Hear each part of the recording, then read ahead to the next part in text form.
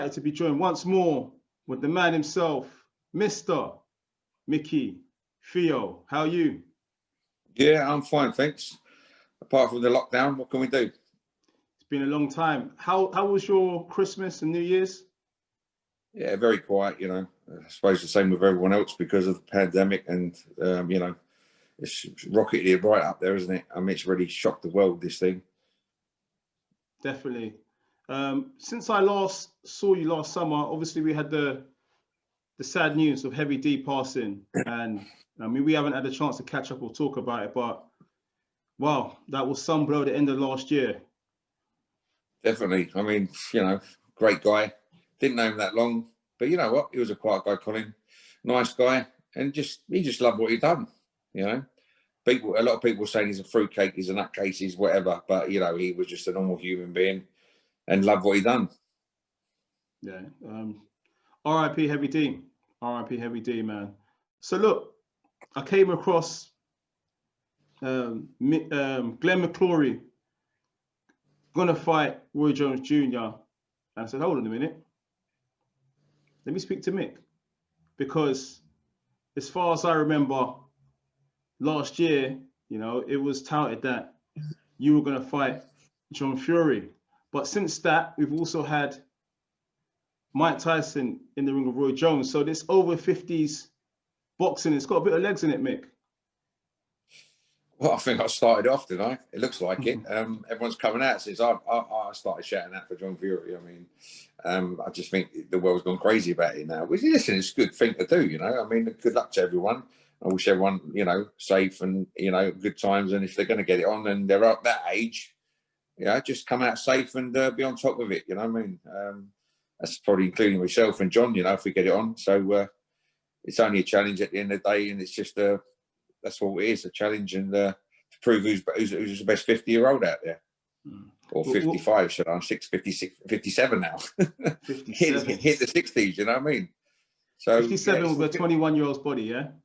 Definitely. That's how I feel, you know. Great, you know. Hey, we'll get right back to that, but what did you make of the whole Mike Tyson and Roy Jones exhibition fight at the end of last year? It's sad. It's an exhibition. Well, I don't know why they've called it an exhibition fight, because they've both got licenses, I believe, to sanction that. And I don't know why they called it an exhibition, or you know, it doesn't make sense to me, because you can see Mike was holding back. Mike won the show down, heads down.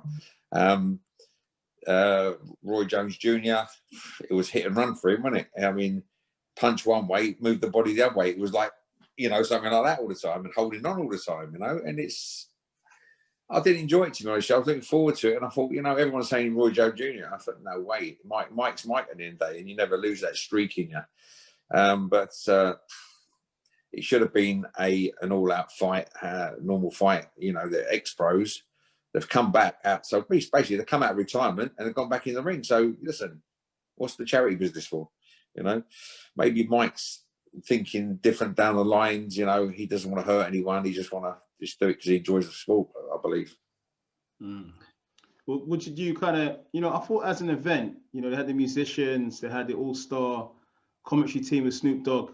As an event, I think a lot of people enjoyed it as an event. Maybe not the fight itself, but it just goes to show that, you know, if you kind of organize things as a whole correctly, you know, think about how you're going to promote it, and then the on-night entertainment, then it can actually turn out all right.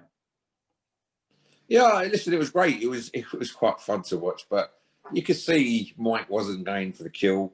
I think it was quite funny to see Snoop there, you know what I mean? Commentating, it was quite funny. So to me, it wasn't serious. It wasn't. There's nothing intent. And having Snoop there and a few of the others, I just think it was a bit of a laugh myself. It didn't warrant what we thought it was going to be, and you know, I think I was thinking a bit better, something a bit more exciting going to happen. And but Roy was, to me, was a bit of a letdown. The way he conducted himself in the ring, a lot of holding, a lot of running, and I think his days are over. And I believe he's just off for that Glenn McCrory, which is news to me, which you've just told me, which is I'm quite shocked that, well, listen, I suppose, listen, Glenn McCrory, listen, he's been out of the ring a long time. He's probably training. I don't really know much of him. Haven't spoken to him before, but however, he's such a nice guy. Glenn, if you're listening to this, wish you well in the fight coming up. Good luck to your son, and I hope you do well. I'm sure you're taking with the event he showed us with Tyson. To me, he don't look like he hold his hands up anymore. So yeah, good luck, Glenn. If you're going to have a match with him, I'll definitely watch it, and I'm on your side, mate. That whole announcement of McCrory versus Roy Jones Jr., has that sort of whetted your appetite for a potential, I don't know, fight with John Fury? I mean, what is the situation? I don't know. I think I'm not sure whether John's training and he's keeping it quiet and he's going to try and surprise me. That's, I believe, how he plays his tricks. But listen, I'm here anytime. It's not a problem. I've called him out so many times. Listen, it is what it is. I'm trying to listen. Basically, he said he's the best 54. I said no, I'm better than you. In a nutshell, I want to prove it. Yeah. Now, if he doesn't want to fight me, it's not a problem. You know, it just shows what bottle job he is, and that's what he is. I mean, there's another guy called Rambo. I don't know if you heard of him. He's actually called him out as well. And like Rambo just said, he said he's just full of the shit he's coming out with, and give him a ring, and he'll come up to wherever he wants him to, for no belts, no money, no nothing. He just want to fight him because he's fed up with all the shit he's coming out with, calling people out basically. Which I hear his point, you know. So listen, there's not many people out there, I believe, that will stand up to John. John, X-rated, big bad Fury. So he calls himself. I don't think he's X-rated. I don't think he's what he is. But listen, the Rambo's done it. I was the first one to do it. I still want to get it on. Rambo's number 2. That will fight in a back garden. He can have it any way he wants, Rambo says. So listen, bottle job, if you listen to this, you're still a bottle job until you come out. Listen, straightforward. I'm going to tell you again, and I keep telling you, just get up and say you don't want to fight me. End the story with me and you, mate. I ain't got a problem. It's a challenge at the end of the day. If you don't accept my challenge, just get up and say it. You know what I mean? And that saves me doing all the shout outs and people wanting to interview me about you. So John Fury, if you're out there, come and fight me, or go and fight the Rambo if you've got any bollocks. If not, get up and say you want to get your what's his name, the Weasel, to ring me or announce it better. I don't want him to ring me. Announce it that you have not, or you don't want to fight with me or the Rambo because you've got no bollocks, and that's it. Straightforward, mate. Black and white. Work it out. See what we want to do. So, I think the last we heard from John Fury was that video where he invited you to the gym, and I think we did an interview on the back of that. Did that kind of? Sorry, yeah. Did that kind of kill? Way out for him. Okay, so you think he'd be thinking, yeah? It was a way out for him because he had some seminars booked, and he didn't want to look a cunt basically or a prick.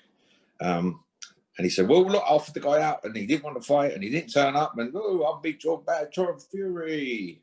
Nah, it's not like that, you know. Announce it properly. Get on any streaming.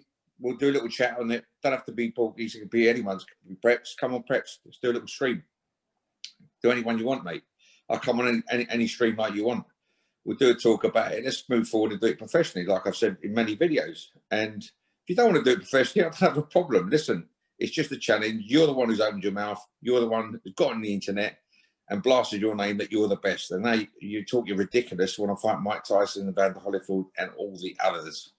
So I keep mentioning the same thing and going over the same thing again because there's nothing else to tell you. That's what you said. You've mentioned it. You started it. I've challenged it. You've accepted it.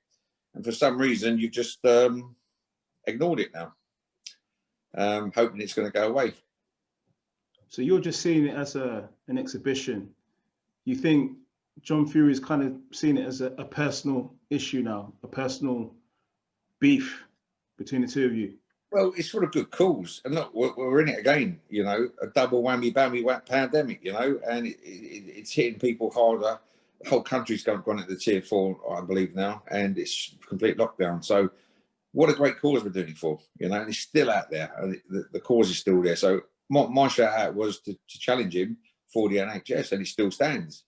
And you know, it's a charity event for the NHS, but it will be an all out slogging, yeah, if you know what I mean. So there's not going to be like pitter patter. We're going to go for the knockout, you know what I mean, either. So best man win on the night, you know. Listen, I've called him out. Listen, he might knock me out. He might do what you know. Who knows? You know, it's boxing. But I'm not blowing my trumpet saying, you know, I'm going to come out victorious.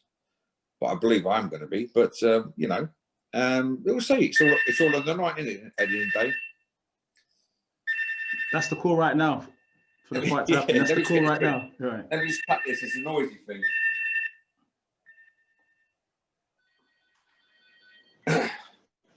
Nah, it's not John. Oh, so hyped up then and ready. No, so just kind of picking this back up. So all communications with regards to that is just quiet, nothing happening. Yeah, nothing. There's nothing. I haven't heard nothing. So you know, I don't know whether he's just blanking me, ignoring me. Listen, albeit he can do that. If he wants to ignore me and blank me, it's his decision at the end of the day. But he's branded the bottle job, not me. You know, I listed him a bottle job of 2020. So you know, like I said, he had the chance to fight me or the Rambo. If he's X-rated, he's this and he's that, and he beat any man on the planet, and he wants people to ring him and contact him, that's what we're doing. So the Rambo's done it as well. I mean, you know, a double whammy bottle job. So that's what he is. So it doesn't bother me if he doesn't fight me or fight the Rambo. He just he'll end up a branded name. John Fury, the bottle job, or the bottle merchant. I've seen some recent footage of John Fury, and he's looking in good nick. You know, training with his son Tyson. I know you always keep yourself in good nick as well. So if there was a surprise, I guess both men would be ready. Yeah. You know, I won't take it away from John. Look, he's compared to what he looked like and what I can see on the pictures. Yeah, he's looking a lot better, which is good. He's going to need it. He might get a few more seconds or minutes in it. Yeah, that's what it's going to do for him. You know, he's become a marathon runner as well. I believe he's going to do a small marathon. I think it's for charity. I'm not sure. Don't know nothing about it. But if it is for charity, well done. Good luck. At least you're doing something easy.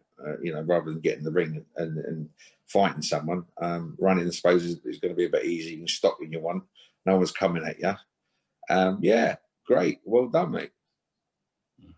Will Micky be turning up to that marathon to try and force this fight? That might be an idea, wouldn't it? That's a good idea. Yeah. Maybe. You never know. Depends where it is. I have to find out, get my feelers out, find out where it is. It's interesting because I think initially when the whole thing started, it's almost, well, just under a year now. I remember the first call out, just under a year, because the first lockdown, I think it happened during that period. I'm sure it happened around then. I don't know. I think when was the first lockdown? About March, wasn't it?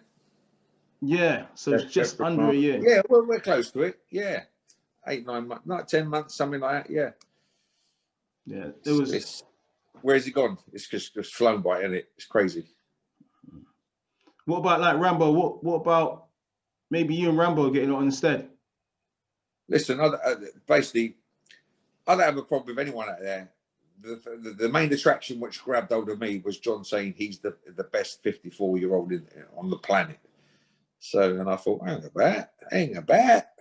No, I don't think so. And that's how it started. So listen, it's John or nothing. I don't need to listen.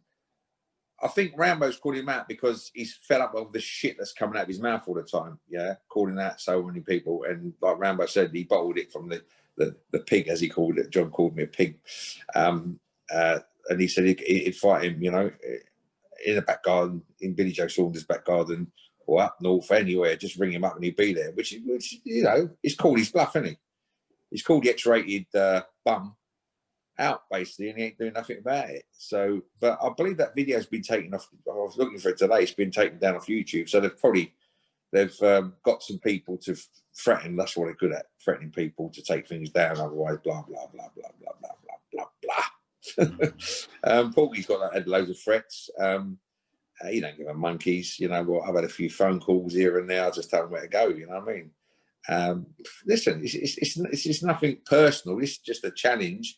And there's other people getting involved and saying their things as if he's the Lord, you know. John's the Lord. He's the Prince, you know. Oh, he's our hoo-ha hey, you know. Well, listen, simple. Get your hoo-ha hey and the Lord of your fucking king out and challenge the guy and prove he is a king in that department. You know what I mean?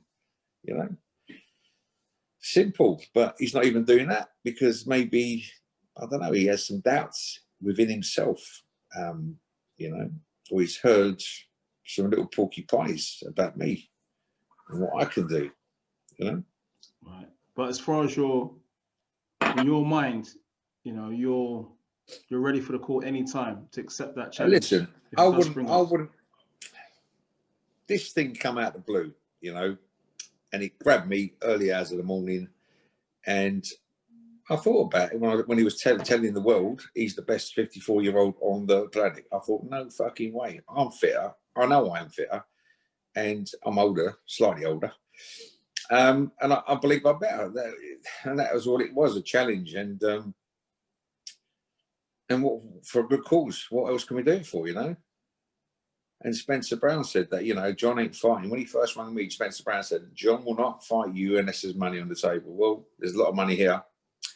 Let's do it and make a few quid for a good cause as well, you know? Listen, let's be straight. No boxer out there fights for nothing. Yeah, we will be earning out of it. Yeah, there's no doubt about it.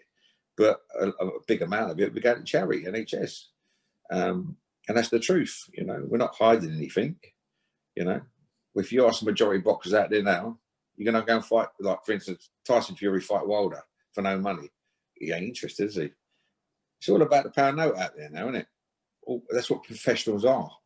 They're there to make money. You know, amateurs don't make money, professionals do. Amateurs kill themselves to be a professional to make money. You know, we get up every day to make money. Yeah, you know, to support our house, our car, or this or that, or whatever it is. You know, that's what we do. And unfortunately, you know, but to give a big chunk of it away to the NHS, listen, that's a great cause as well, isn't it? Good thing to do, and that's all it is.